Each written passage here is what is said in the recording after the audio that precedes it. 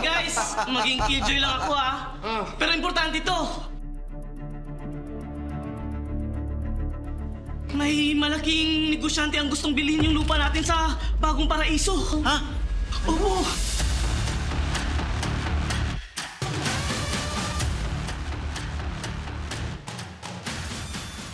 Nandun sila sa labas, Father. Ngayon? Opo. Ay, puntahan natin.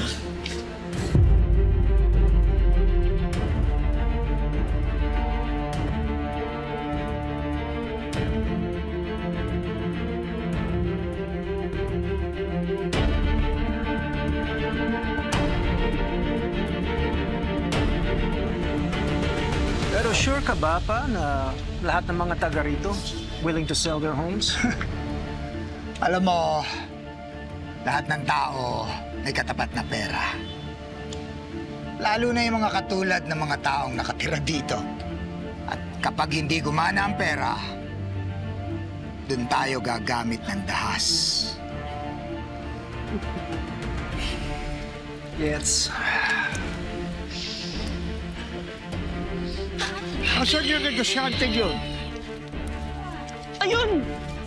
Yung taong yun! Yung nakamaskara!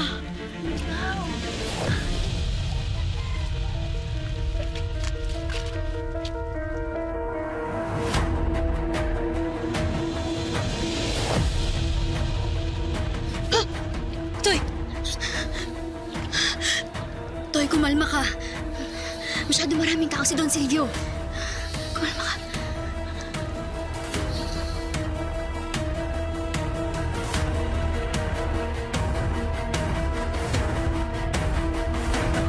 Pero paano po mabibili ng mga Kastilyo tong lupa na to kung sa pamilya niyo naman pala nakatitulo? Yun ang problema. Dahil talagang nawawala yung titulong yan simula ng ninakaw. Paano po natin makakalaban yan? Mukhang malalaking tao po yung paharap natin. Hanggat humihinga ako, hindi ko pababayaan itong mabili ng mga Kastilyo. Pag sinubukan nilang bilhin, paghahambalusin ko sila ng dos por dos. Tama na rin! Suportado ako dyan! Ano kaya? Yo, kahit ano man yung plano mo, kasangga mo ako. Arlo J. Caparas, Totoy Pato. Weeknight, 7:15 p.m. Pagkatapos ng angkya ng Section E sa Primetime Primera.